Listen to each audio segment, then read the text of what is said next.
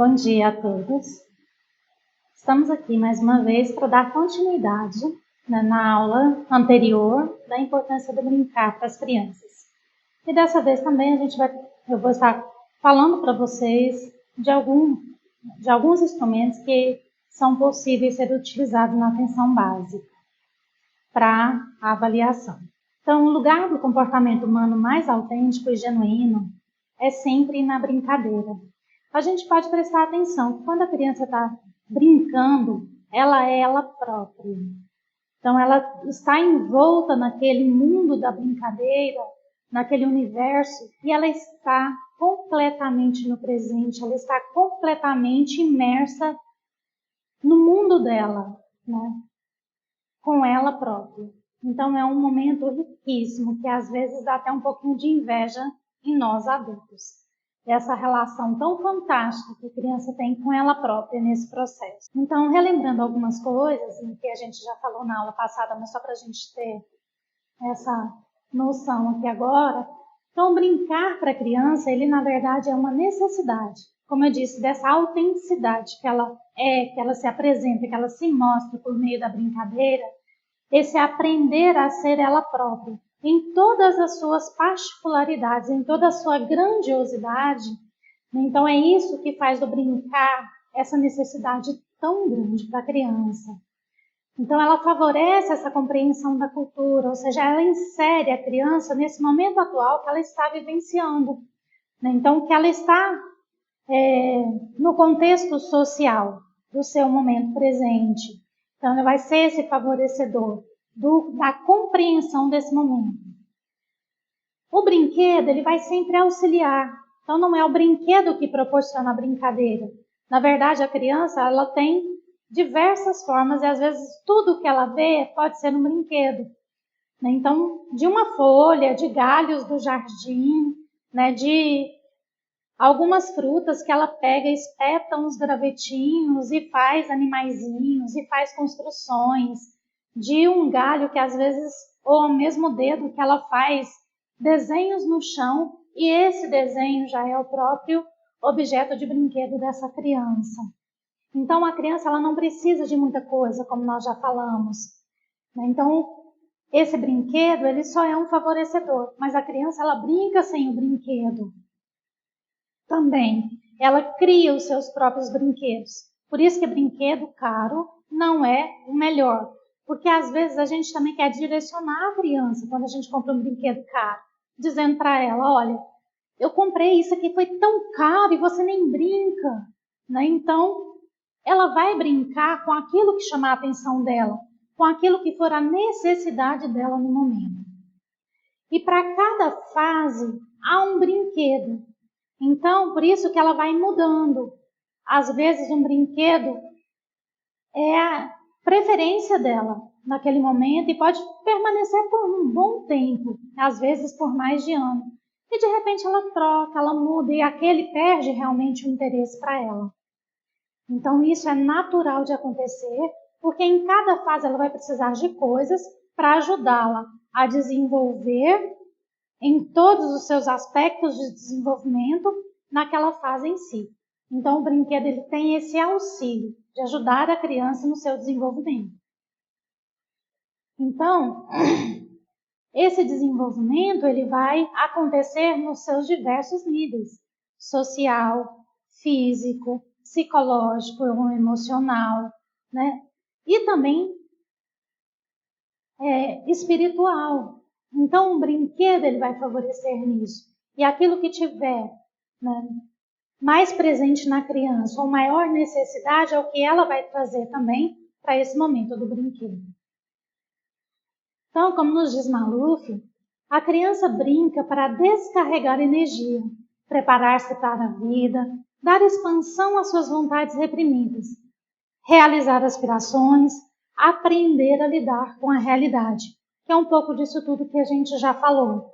Então, por isso a brincadeira é tão importante para a criança e ela não pode deixar de existir, porque como a gente vai estar falando um pouquinho para frente, é justamente o deixar de existir alguns traços, alguns tipos de brincadeira é que pode ser indício de problema nesse desenvolvimento da criança, né, em algum desses níveis de desenvolvimento.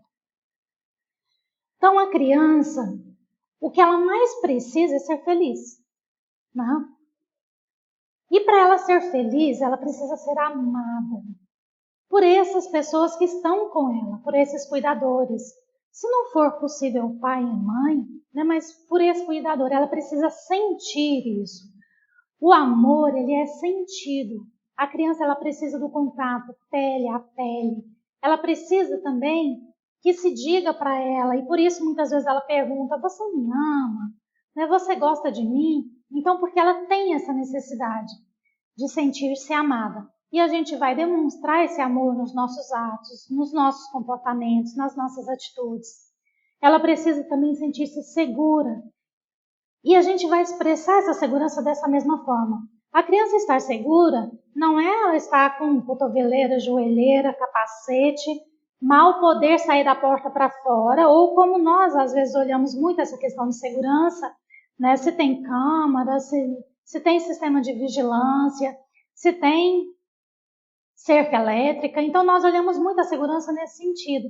A segurança para a criança e para nós adultos também é esse sentir bem consigo própria, sentir que é capaz. E a brincadeira vai trazer, né, que ela é capaz de se defender, que ela é capaz de cuidar dela própria. Então, ou que ela tem alguém que cuide dela no que ela necessita naquele momento, sabendo que esse cuidado ele também não pode ser excessivo. Então, se eu sou excessiva nesse cuidado, eu também vou gerar problemas nessa criança. Né? Então, o sentir seguro é isso, é sentir que ela é capaz. E a brincadeira vai mostrar isso para ela. Então, ela é capaz de construir, ela é capaz de fazer, ela é capaz de promover mudanças. E isso ela vai trazer posteriormente para a realidade dela, não só para a realidade do brinquedo. Então, ela precisa explorar o mundo com liberdade. Então, ela precisa sair, eu preciso dar espaço para essa criança. Então, um espaço seguro, protegido, mas eu preciso dar um espaço. Deixar que ela brinque livremente, da maneira dela, com a liberdade que ela tem para brincar, com tempo suficiente que ela possa brincar. Então, ela precisa ser respeitada nesse processo de brincar. Então, muitas vezes, eu não posso delimitar para a criança, não, hoje você vai brincar disso. Eu não sei se é isso que ela realmente quer brincar hoje.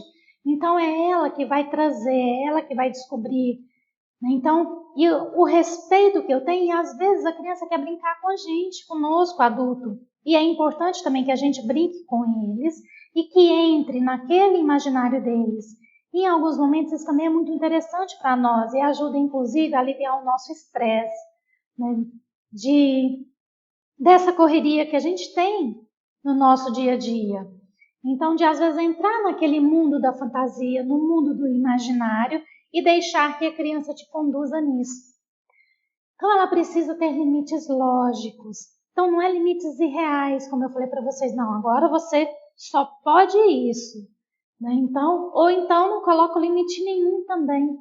E aí a criança se sente perdida nessa falta de limite.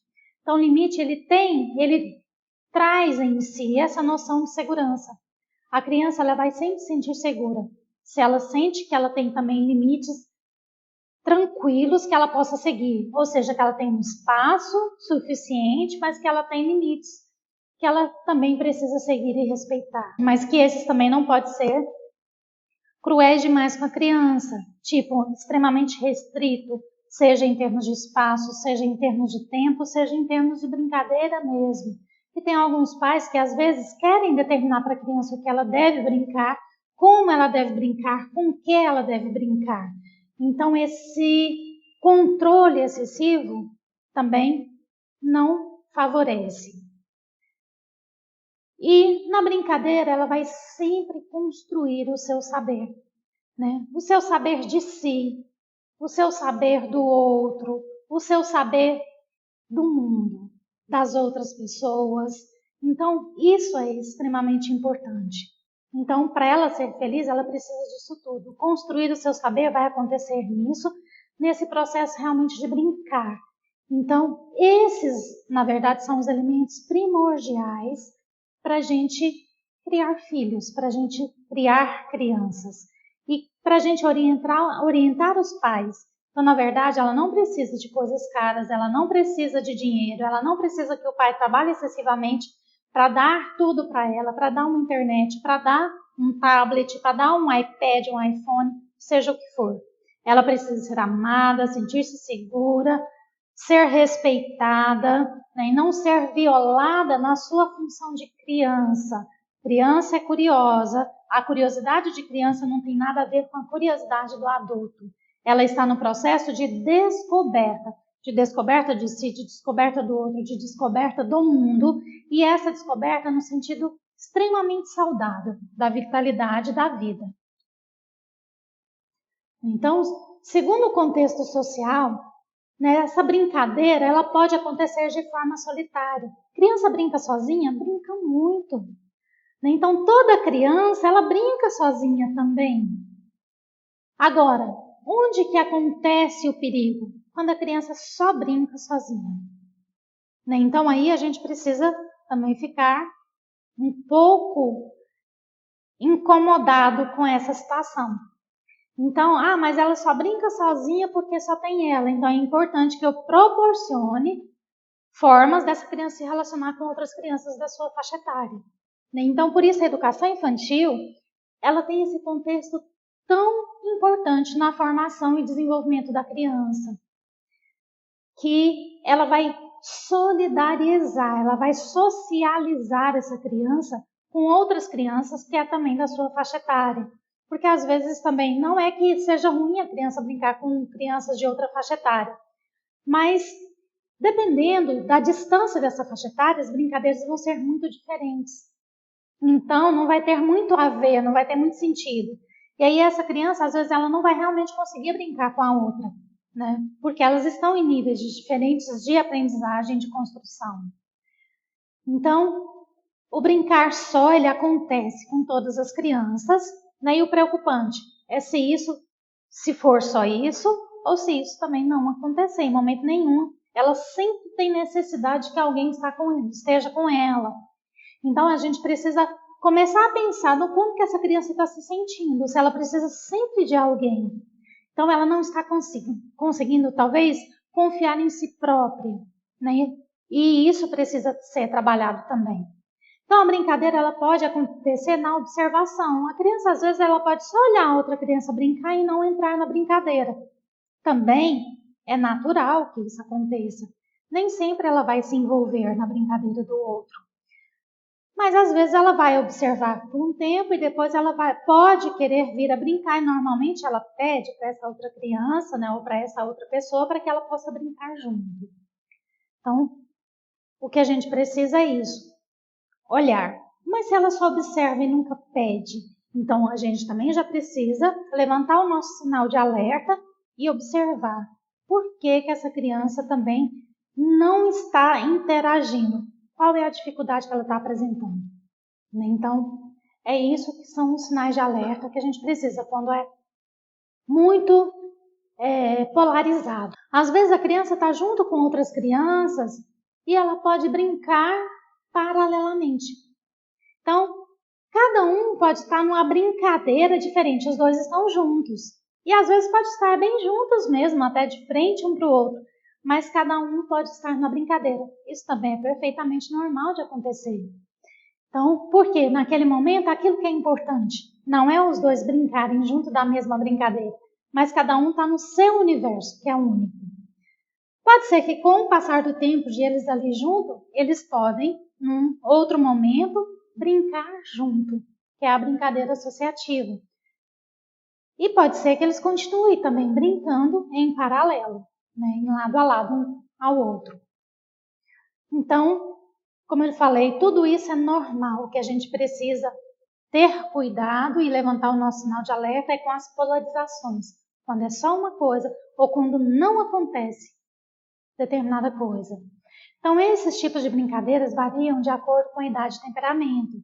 Então, como eu falei, às vezes são crianças também de diferenças de idade grande. Então, às vezes, realmente um vai estar num nível de brincadeira e o outro vai estar no outro, e às vezes eles não conseguem brincar juntos. Então, a brincadeira, ela vai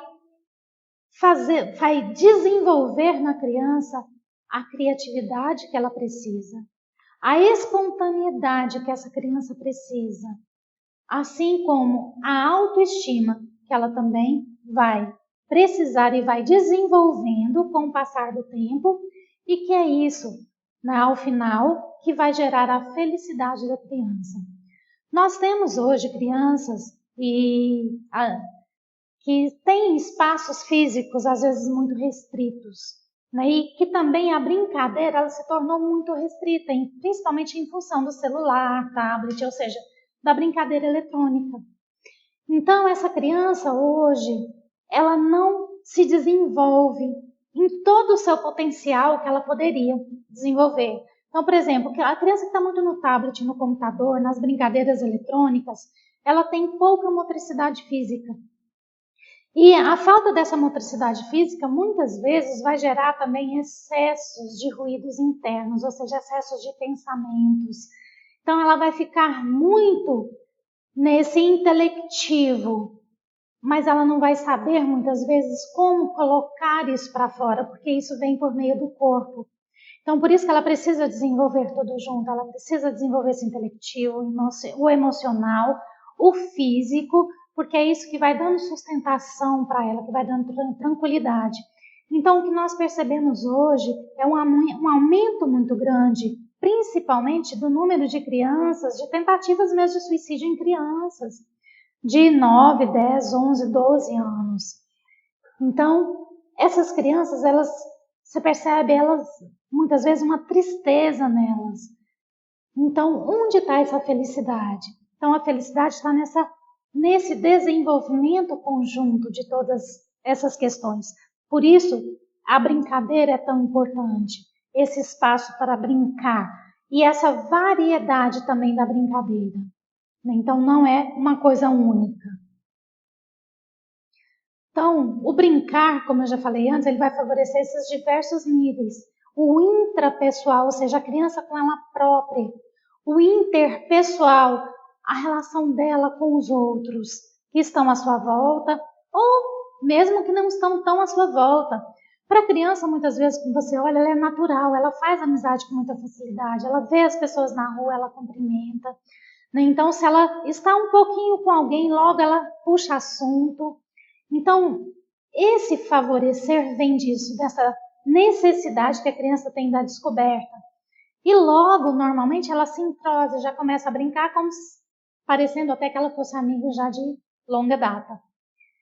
Então, favorece também esse nível ecológico, ou seja, ela vai reconhecendo até mesmo as coisas da natureza.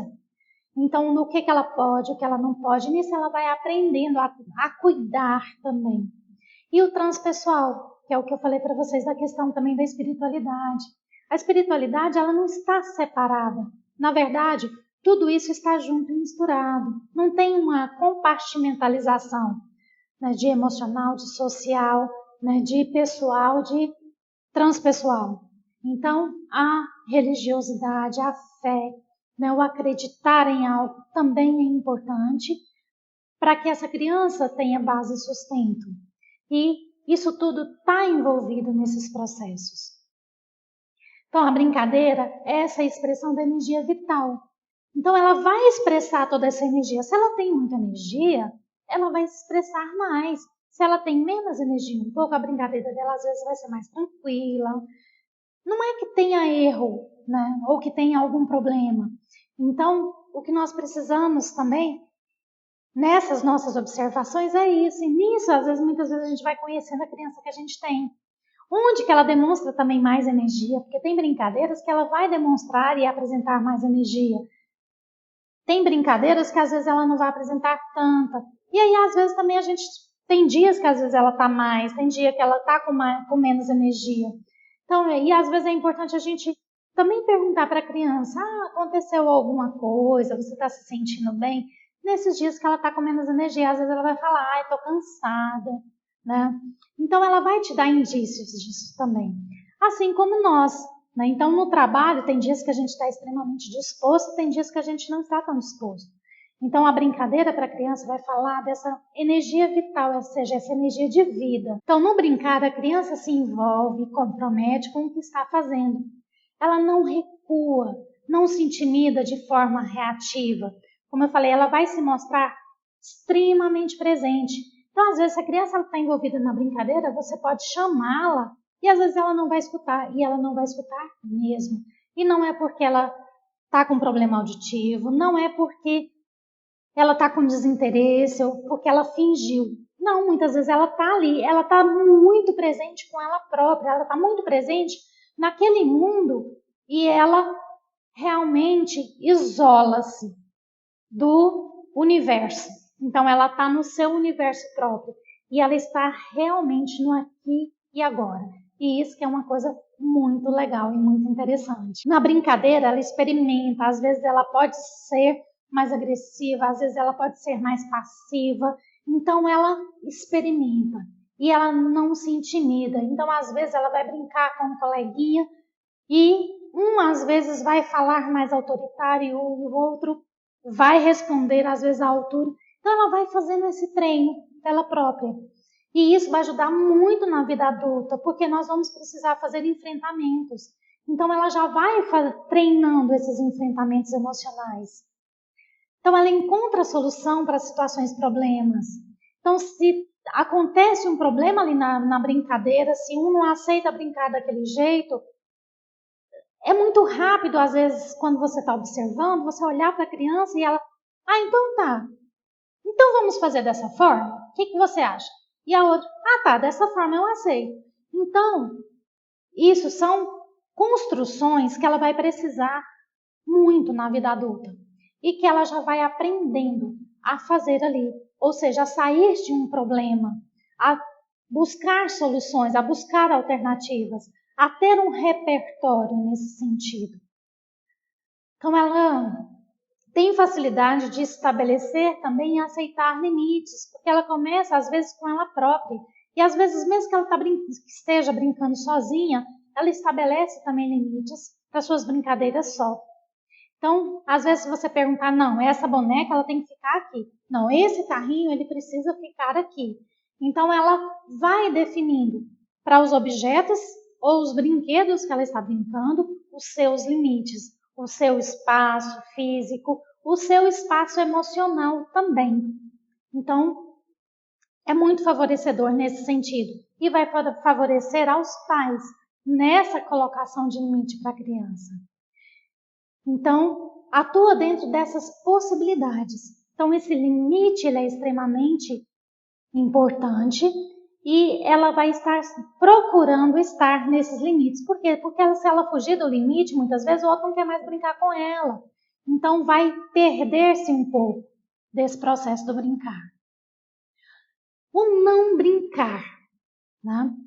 Então, o não brincar, como eu já falei um pouco para vocês, a criança vai apresentar dificuldade em lidar com essas situações de vida, como eu já disse. Então, se ela tem uma situação, um problema ali, se ela já começa desde pequena a lidar, a argumentar, a fazer defesas de pontos de vista, isso tudo vai favorecer a vida adulta. Se ela não faz isso, ela vai criando um medo, uma dificuldade. Ela não sabe como agir nas situações de vida. E por isso que só os jogos eletrônicos não vai suprir de todas essas necessidades que ela precisa para o seu desenvolvimento integral. Então, ela precisa brincar fora do meio eletrônico, ela precisa brincar com outras crianças, ela precisa ter esse contato, porque vai favorecer a sua vida adulta. Então, o não brincar, ele também vai gerar esse distanciamento do aqui e agora. Então, a criança vai ficando cada vez mais perdida, ou às vezes ela fica muito no passado, muito no futuro. Então, aqui agora é estar realmente no presente. Uma coisa que, inclusive, nós adultos temos dificuldade. Então, se a gente perceber, a gente sempre está preocupado com o que temos para fazer daqui a pouco, né? Ou daqui a uns dias, ou semana que vem, ou amanhã, seja como for, ou nos culpando de que, por que eu não fiz aquilo ontem? Por que eu não dei mais atenção ontem? Então, vai ter sempre essa problemática. Só que isso para a criança é muito complicado, porque ela está num processo de desenvolvimento. E quanto mais ela cresce, mais vai ser solicitado isso dela. Então, mais medos isso vai gerando.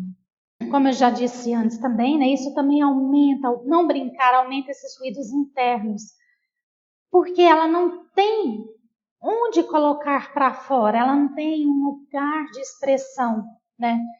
Às vezes, desses sentimentos que ela sente, do que aconteceu com ela. E aí ela vai ficando muito internalizada nisso.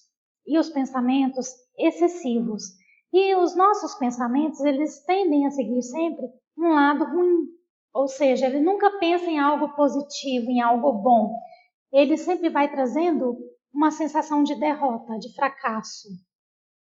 Então, ela vai ter medo de se expor, como eu disse, a brincadeira, né? Na brincadeira ela se permite ser várias coisas, ela se permite estar em várias posições, inclusive em várias posições sociais. Então, outra coisa que acontece no não brincar é a comparação excessiva, os auto-julgamentos. Como eu falei, esses pensamentos que vão acontecendo, eles vêm muito nesse sentido. Então, e ela não sabe como lidar com isso. Então, isso vai se tornando muito grande, muito forte para ela. E quase, né, que a sensação que se tem é que eles são maiores que a gente. Além das dificuldades de lidar com as emoções e ter receios das experiências, porque ela não aprendeu a experimentar, ela não aprendeu a inovar, ela não aprendeu o que é novo. Então, tem medos e um excesso de insegurança, né, enquanto ser humano mesmo. Então, por isso, precisamos muito oferecer oportunidades para que as nossas crianças possam brincar. Todas as crianças, elas são originais. Então, uma criança normalmente, o aprendizado ele vem pela cópia, né? Normalmente a gente vê e a gente tenta reproduzir. Isso é o normal. A criança, ela também pode reproduzir algumas brincadeiras? Pode, mas logo ela transforma aquilo do jeito dela. Então ela traz para ela toma posse, ela assume aquilo ali. Então vai ser, né, da forma que é importante para ela, para que ela possa acessar ou para que ela possa trabalhar conteúdos que são próprios dela. Então, elas são originais nas suas formas de percepção, nas suas experiências de vida, nas suas fantasias. Então, a fantasia de uma criança nem sempre vai ser igual à da outra criança. Claro que tem temas que normalmente vão se repetir, mas, por exemplo, nenhum amigo imaginário ele vai ser igual, porque ele vai ter características que são próprias daquela criança. Então, a variação do potencial criador, ele vai depender dessas oportunidades que ela tem para expressar. Então, quanto mais eu possibilito que essa criança tenha a possibilidade de brincar, né, então mais ela vai desenvolver o seu potencial criador, mais ela vai estar bem consigo própria, mais ela vai estar em contato com a sua potencialidade. E isso é que vai favorecer, né, os processos do desenvolvimento. Então, em função disso, hoje a gente vai estar conversando um pouco, principalmente que o instrumento que eu estou trazendo hoje é para avaliação do transtorno do espectro autista. Então, antigamente existia também várias separações, né? Então, o autismo, ele mais leve, muitas vezes ele era considerado como uma síndrome de Asperger. Então, tinha a síndrome de Rett, tinha um autismo clássico, né? Que também tinha os seus níveis, mas tinha um transtorno invasivo, né, do desenvolvimento não especificado, transtorno degenerativo da infância. Hoje, todas essas síndromes e transtornos estão nessa TEA, né, que é a abreviatura do transtorno do espectro autista.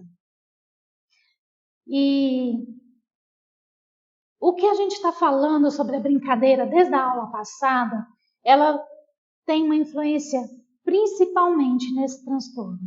Então, assim, é importante que a gente observe. Então, porque a criança, autista ela vai ter uma maneira própria de brincar. Então, a TEIA, né, que é o transtorno do espectro do autismo, é uma síndrome caracterizada por problemas na comunicação, na socialização e no comportamento. E, às vezes, principalmente na socialização. Então, se falando dos casos mais leves, às vezes assim, a criança ela pode chegar até a sua vida adulta sem diagnóstico. Mas essa socialização dela, às vezes ela tem uma comunicação normal, vamos dizer assim, tranquila. Normalmente ela responde o que é perguntado, ela não é muito de fazer perguntas, mas ela responde o que é perguntado. Às vezes tem um comportamento que está tão próximo do normal que a gente também não percebe, então ela se comporta bem, ela se veste, ela se cuida, né? Ela segue o que é comandado para ela, mas na socialização é onde a gente percebe um pouco mais da dificuldade. Então, mas normalmente essas 3 áreas vão estar comprometidas. Às vezes, esse comprometimento ele vai variar. Né? Então, quais são as características dessas crianças? Dificuldade muitas vezes na fala, quando são mais severas, expressar ideias e sentimentos, e nisso, mesmo o autismo leve, às vezes ele tem uma dificuldade, principalmente na expressão de sentimento. Ele não entende muito bem como é isso, porque ele é muito lógico, ele é muito racional, e é complexo para ele expressar amor, expressar raiva, expressar alguns sentimentos, né, que são tão naturais, vamos dizer assim, do ser humano. Então, às vezes ele sente mal-estar no meio dos outros, ele prefere sempre estar só. Ele mantém pouco contato visual. Então, isso é uma coisa muito importante de a gente estar muito atenta.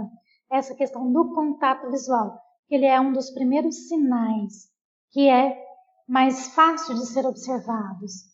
Então, alguns também apresentam padrões repetitivos de comportamento. Então, ou seja, ele vai seguir uma rotina rígida.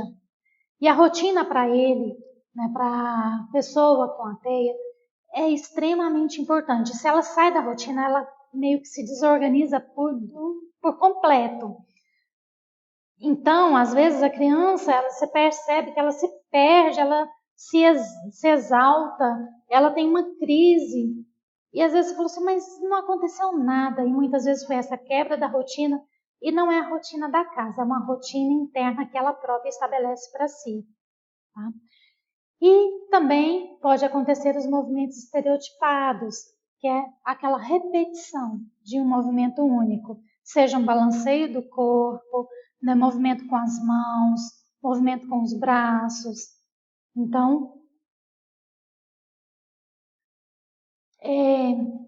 quanto mais cedo a gente observa esses sinais, normalmente o diagnóstico de autismo, da TEIA, né, do transtorno do espectro do autismo, ele vai acontecer por volta dos 2, 3 anos de idade, porque é onde a criança normalmente já tem um nível de desenvolvimento maior e é onde ela está buscando a socialização.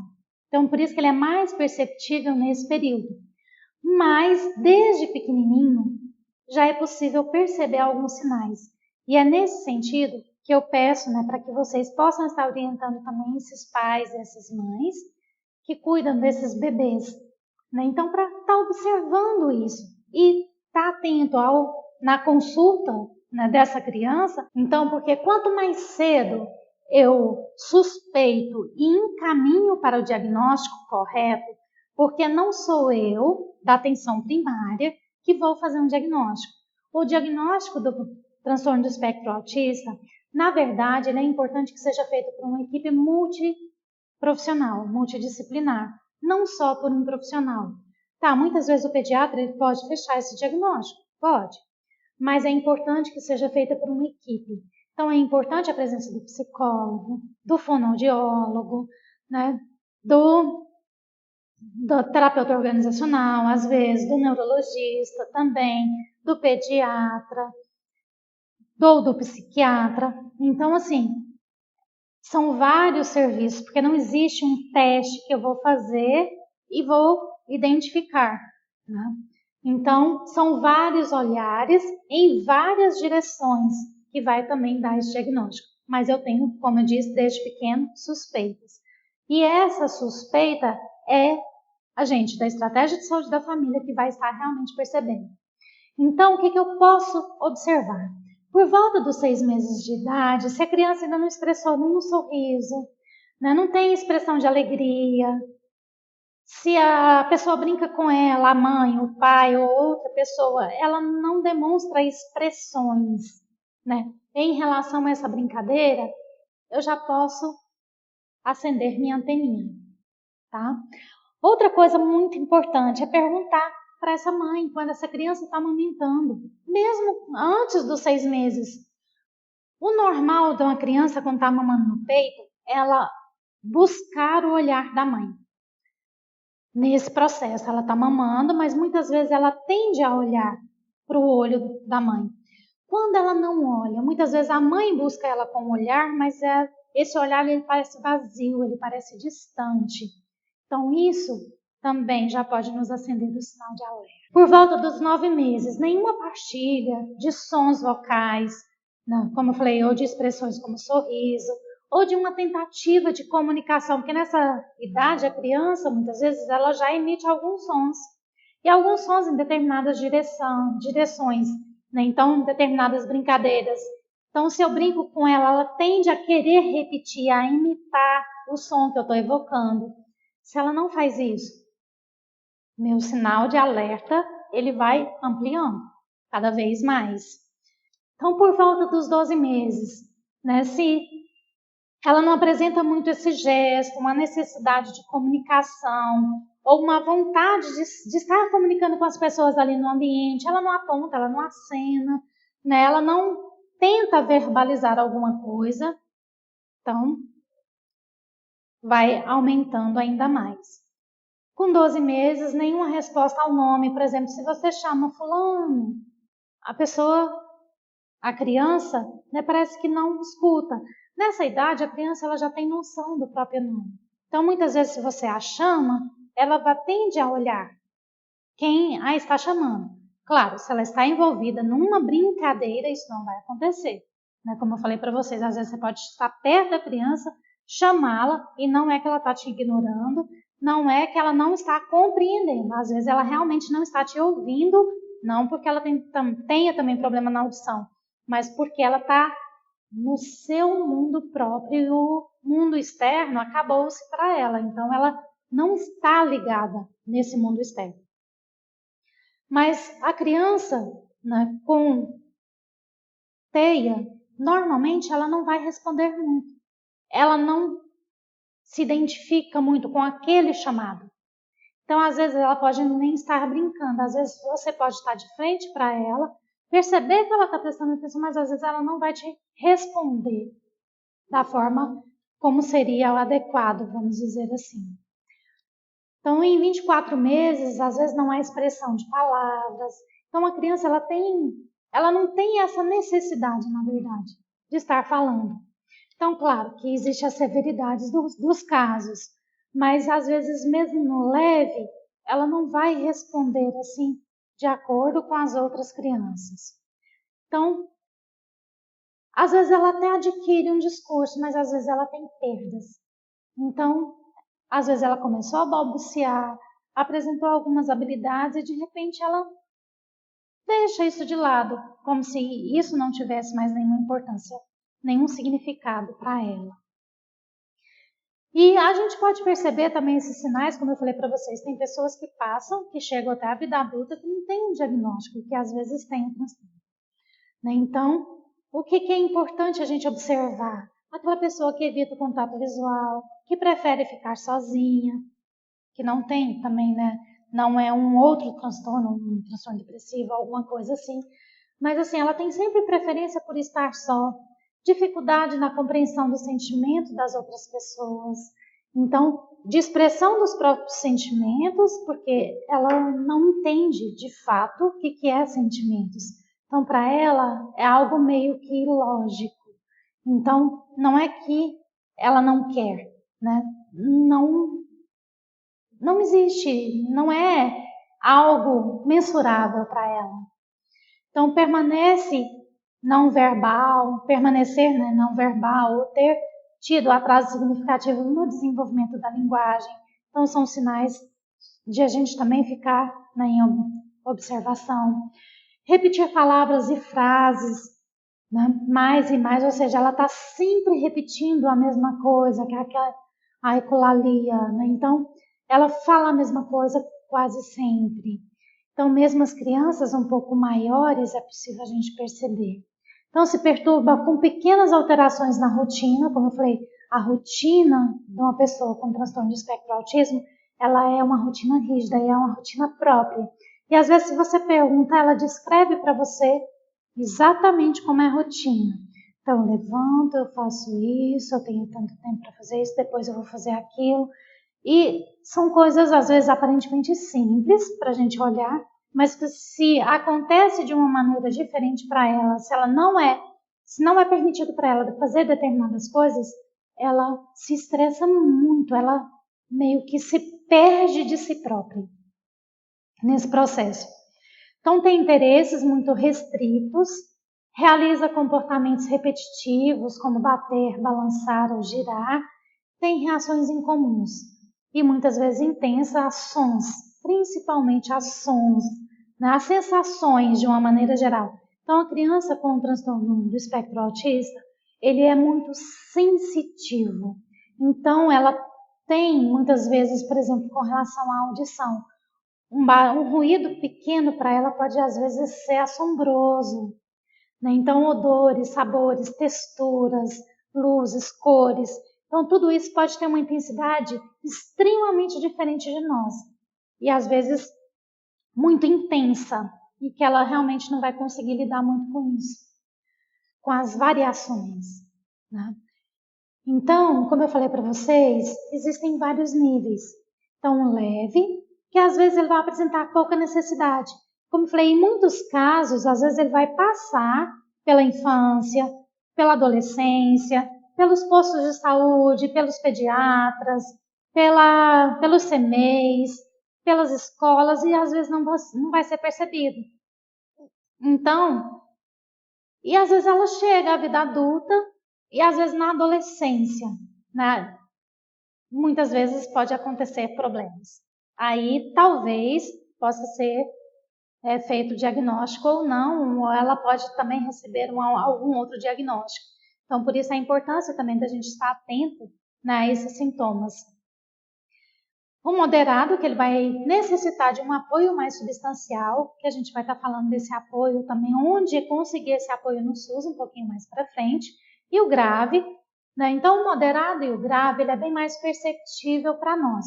O leve, às vezes a gente passa batido, né? Enquanto profissional de saúde mesmo, às vezes pode passar batido. Então, o grave, ele vai ter uma necessidade substancial de apoio, né? Então, e falando um pouquinho mais dessa questão do leve, né? Que, como eu falei, muitas vezes ele pode passar desapercebido. Então, e na adolescência ele apresentar problemas. Então, como ele tem uma dificuldade, às vezes muito grande, de ajustamento social, né, em função de tudo isso que nós já falamos, desses sintomas que ele apresenta, dessa não necessidade, e aí tem um agravante maior ainda. Tem casos, né, de crianças ou adolescentes de autismos leves, de transtornos do espectro autista leve, e que ele vai apresentar altas habilidades.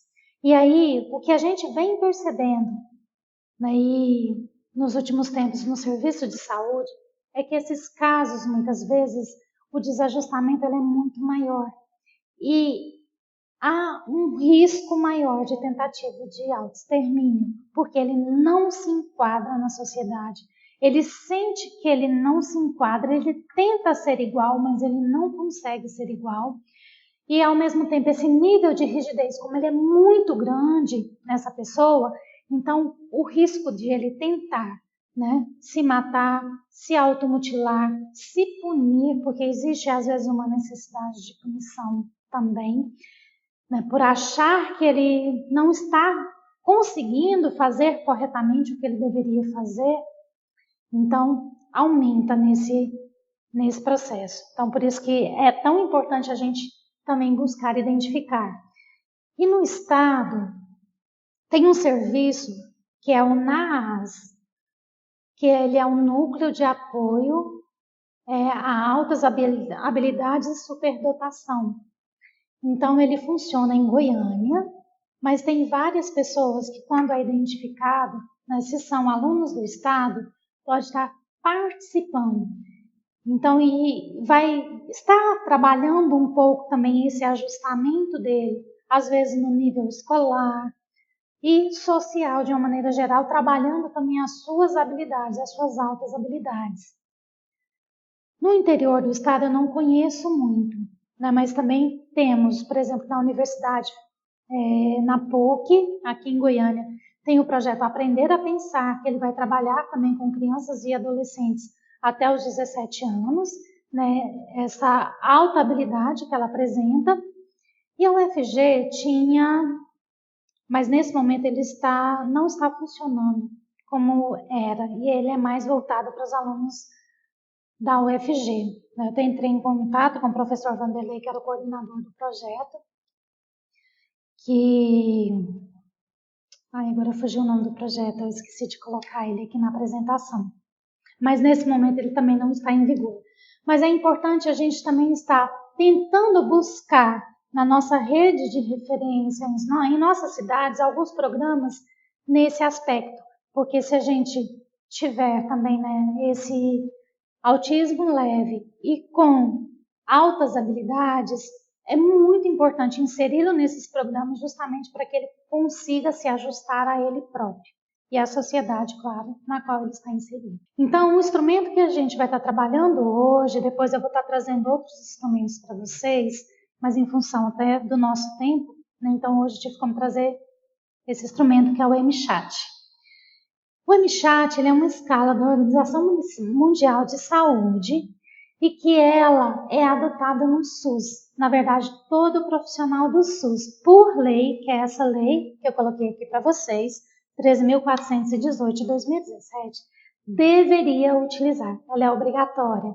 Ela é recomendada também pela Sociedade Brasileira de Pediatria. E ela é para atenção básica, ela não é só para pediatras. Na verdade, ela é para qualquer profissional. Qualquer profissional pode aplicar essa escala. Tá? Ela é extremamente simples. Então, ela é composta de 23 questões, tipo sim e não, e deve ser respondida pelos pais da criança, entre 16 e 30 meses de idade.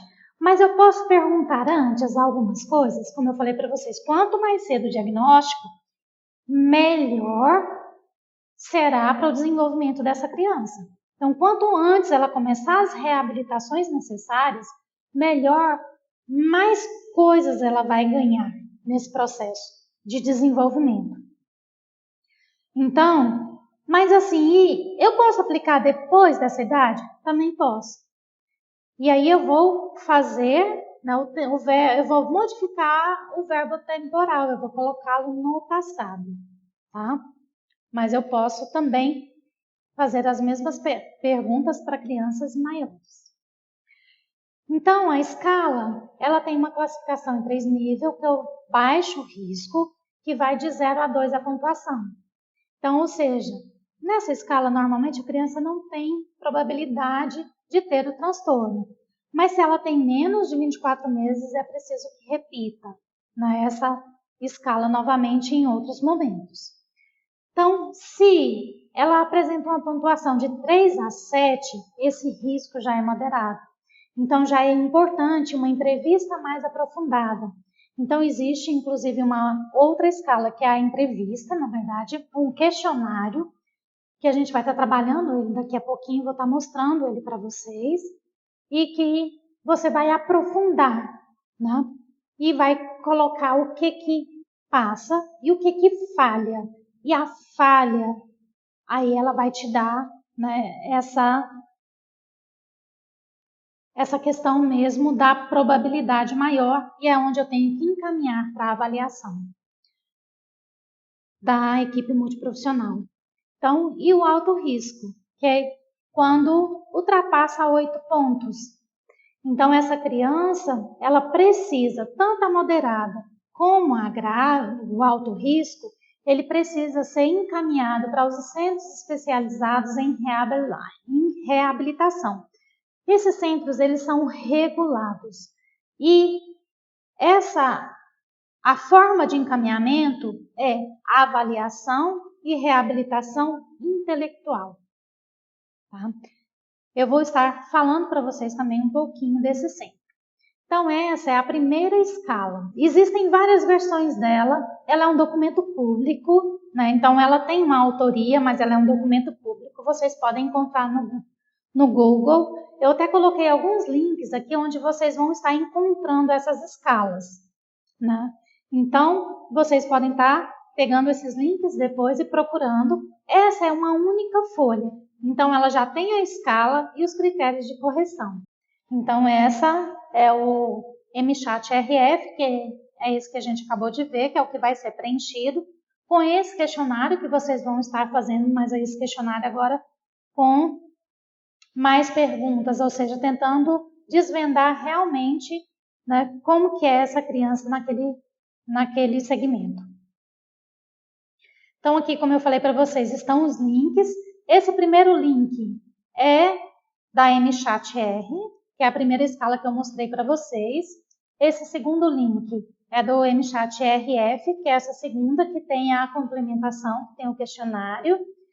E esse outro link aqui é do que a gente vai estar falando, que é também mais para frente, que também está aqui na apresentação, que é da nota técnica do Estado. Na verdade, aqui estão os endereços, telefones, as localizações da rede especializada em reabilitação, que é a rede C. Os centros especializados, desculpa, em reabilitação, que é essa rede que se chama C, C com C. Então, que é o que a gente vai estar falando agora. Então, para onde eu encaminho essa criança? Na verdade, essa criança, ela não deve ficar na atenção básica. Apesar de que eu sei que em todos os lugares não vai ter rede C, que vai ser difícil, mas pelo menos a avaliação e parte dessa reabilitação ela precisa fazer em um local especializado, né?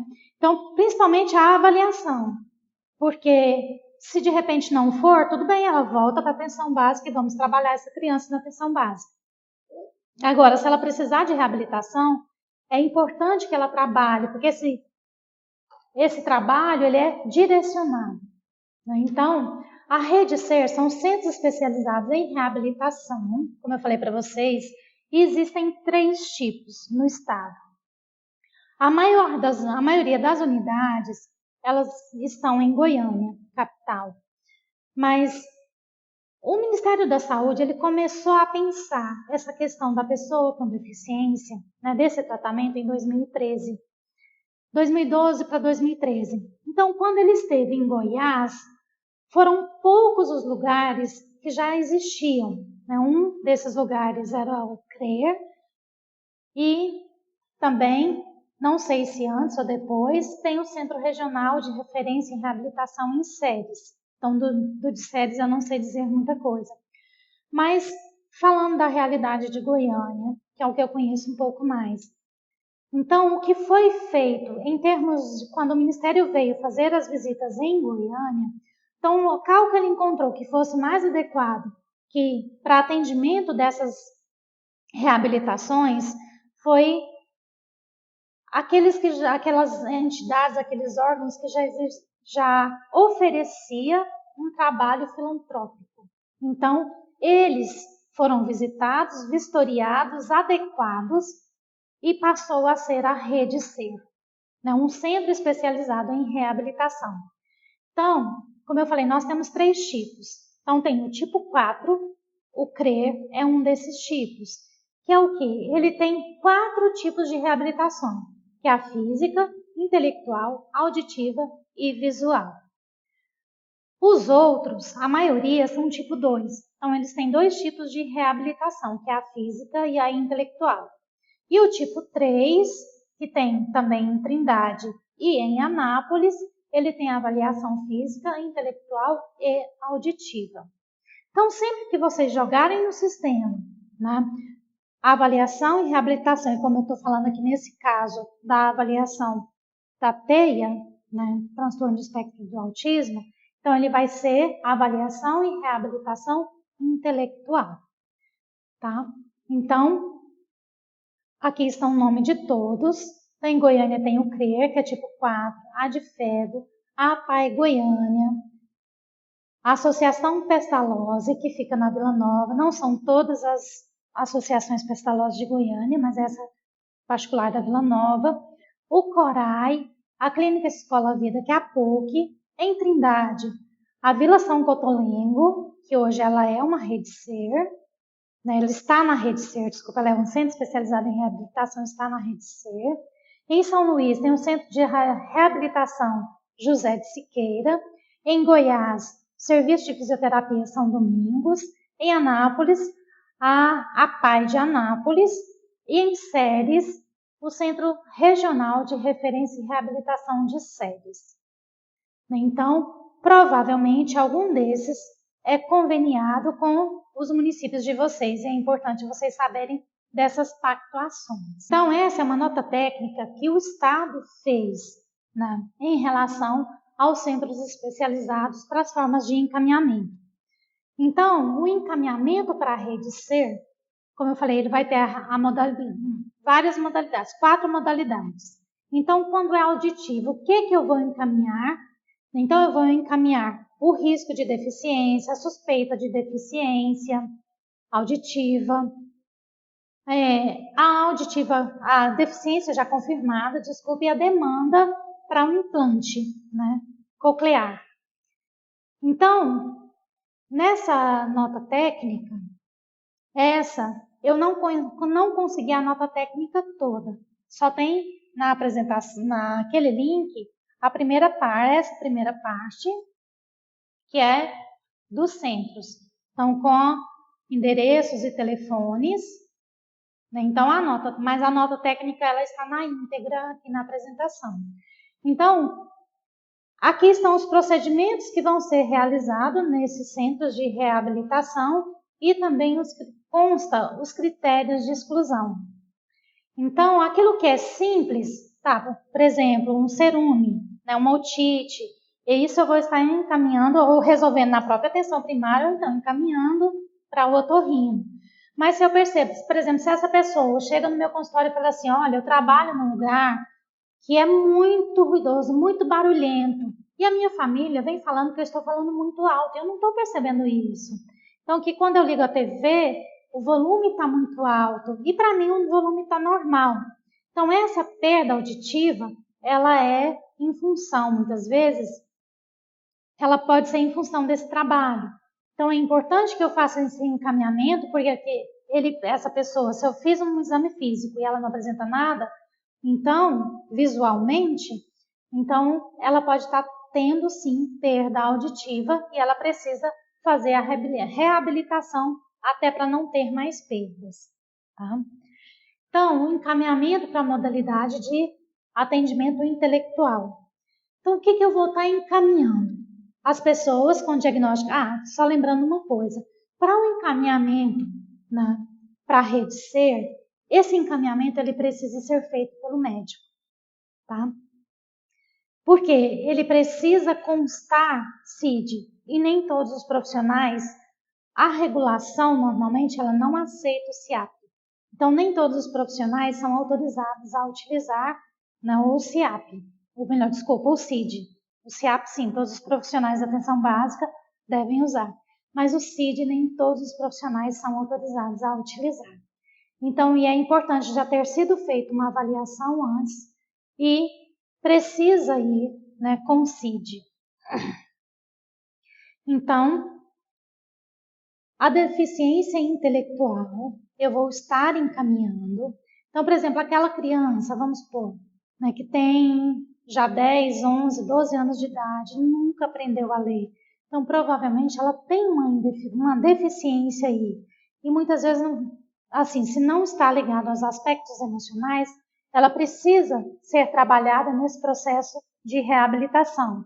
E muitas vezes, nas nossas unidades de saúde, a gente não vai ter uma equipe multiprofissional completa para atender, fazer o atendimento dessa criança.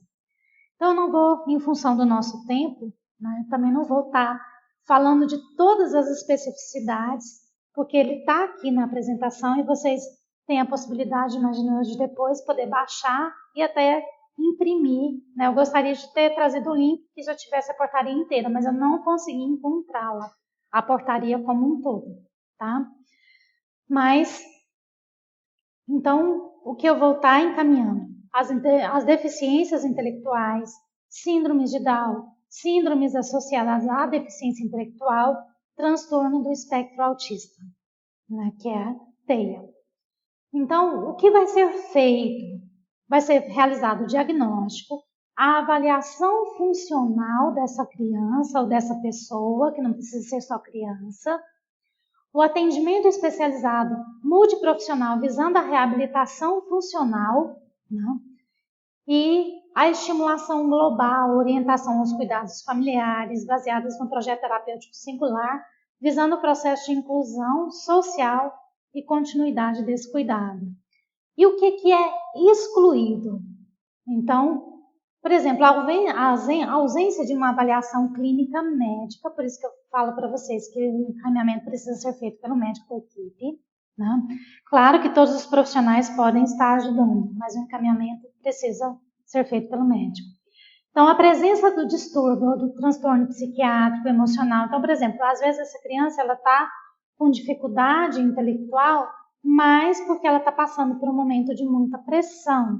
Então, isso não vai ser considerado. Então, isso é um caso que pode ser atendido pela psicóloga do NASF, caso a equipe tenha cobertura do NASF. Né? Ou precisa ser encaminhado para a psicologia, né? O que tiver no município de vocês, mas não é um caso para ir para a rede C. Então, transtornos fóbicos, transtornos depressivos, assim por diante. Condições neurológicas, como enxaqueca, cefaleia, convulsões, também é descartado. E uma coisa que eu não concordo muito, né, mas que aqui está também como um critério de exclusão, mas quando a gente faz o encaminhamento e coloca os sintomas, isso tem acontecido aqui em Goiânia, e coloca os sintomas que a criança vem apresentando, por exemplo, o déficit de atenção, principalmente, né, no TDAH, o déficit de atenção e hiperatividade, então tem sido aceito.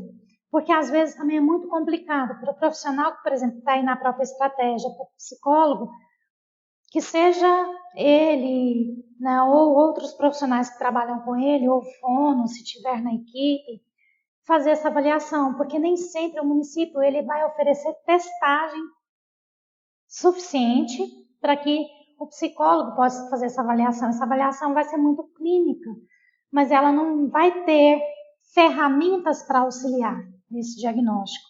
Então, o TDAH é hoje um problema no SUS. Na verdade, é isso. Podemos dizer para vocês. Então, a gente vem conversando muito no município de Goiânia, com o Estado também, quando fazemos reunião, em relação a essa problemática. O que fazer? Porque para onde encaminhar? Quem vai realmente fechar essa avaliação? Porque precisa principalmente fechar uma avaliação. E essa criança, por exemplo, se for grave, ela vai ter problema sim na escola, ela vai ter problema intelectual sim, né? Um déficit às vezes significativo e às vezes ela precisa de medicação adequada também. Então, é um assunto que ainda é bem complexo. Então, mas caminhando para atividade de avaliação e reabilitação física. Então, o que eu vou encaminhar? Pessoas com alterações completas ou parciais de um ou mais segmentos do corpo, que ocasiona dificuldade funcional, por exemplo, acidente vascular encefálico. Então, normalmente, às vezes, quando a pessoa sofre um acidente vascular, ela já vai para uma internação.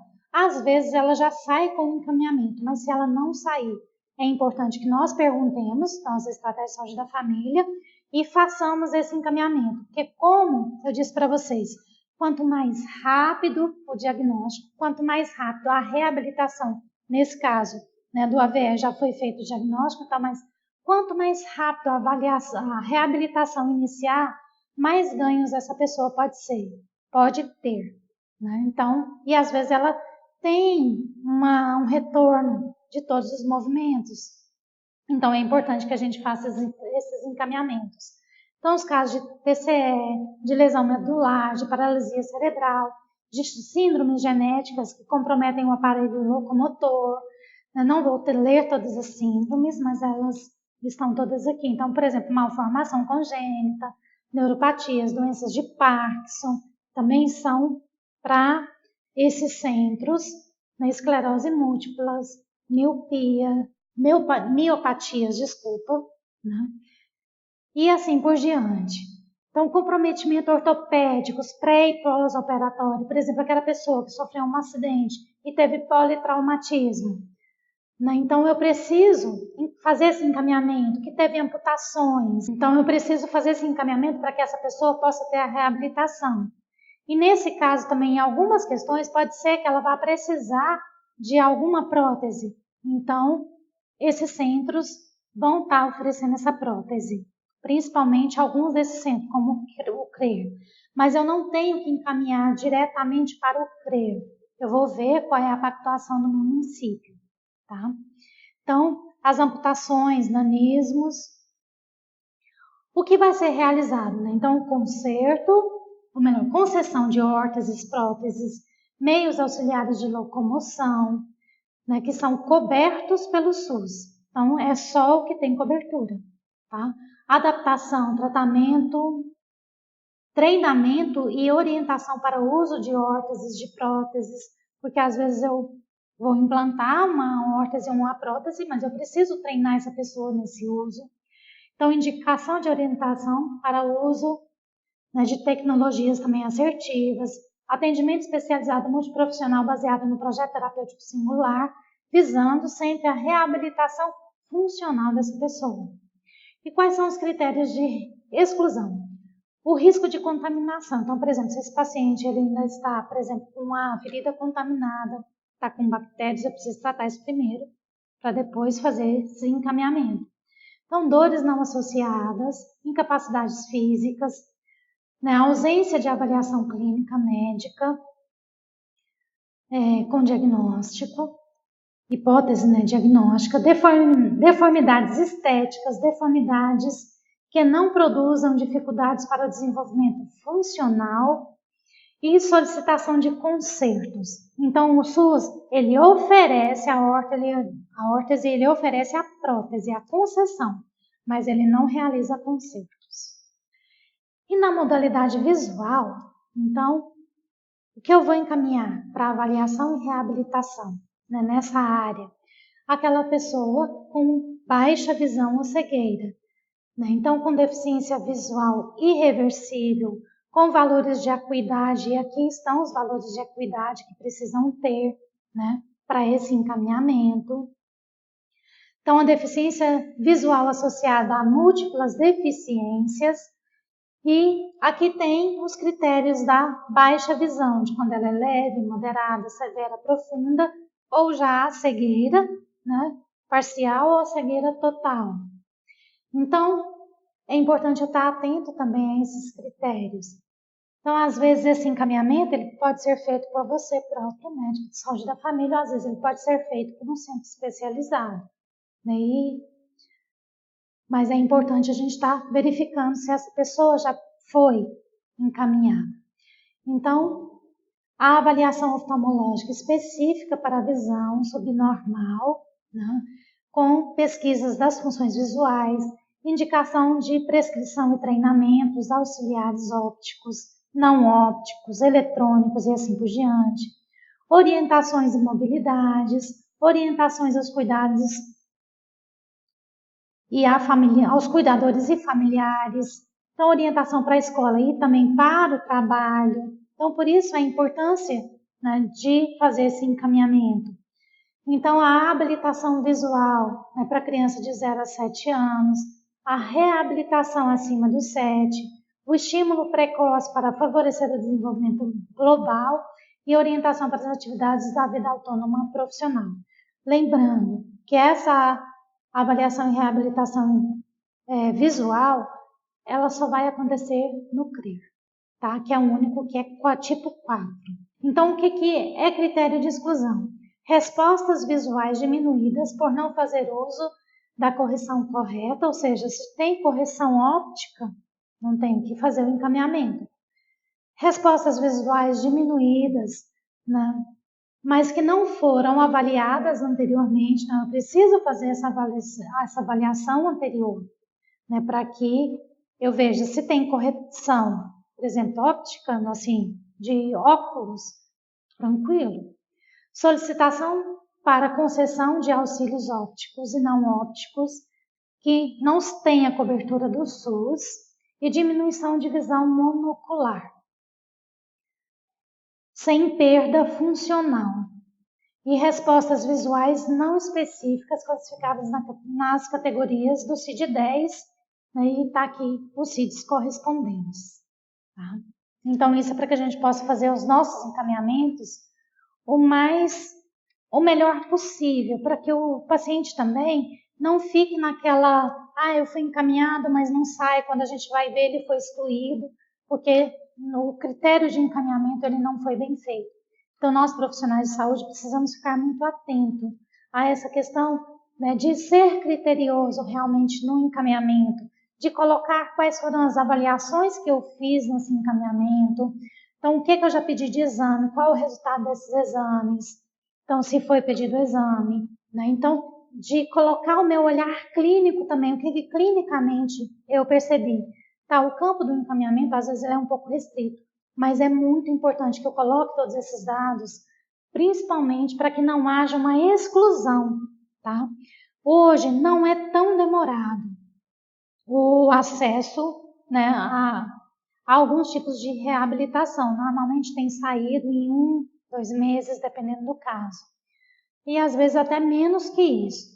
Mas é bem importante que a gente coloque, né, esses dados que são necessários para o encaminhamento e até para a pessoa que vai receber também já ter noção. Olha, já foi feito tudo isso, então também não preciso pedir novamente. Então, voltando, né, a essa questão, como eu falei para vocês, o brincar tem tudo a ver com isso. Então, tem tudo a ver com esse desenvolvimento da criança, com essa possibilidade de observar se esse desenvolvimento está dentro do padrão normal ou se ele está fora do padrão normal. Então, os brinquedos das crianças e as razões dos anciãos são os frutos das 2 estações. Então, permita que as suas crianças brinquem. Tá? Muito obrigada.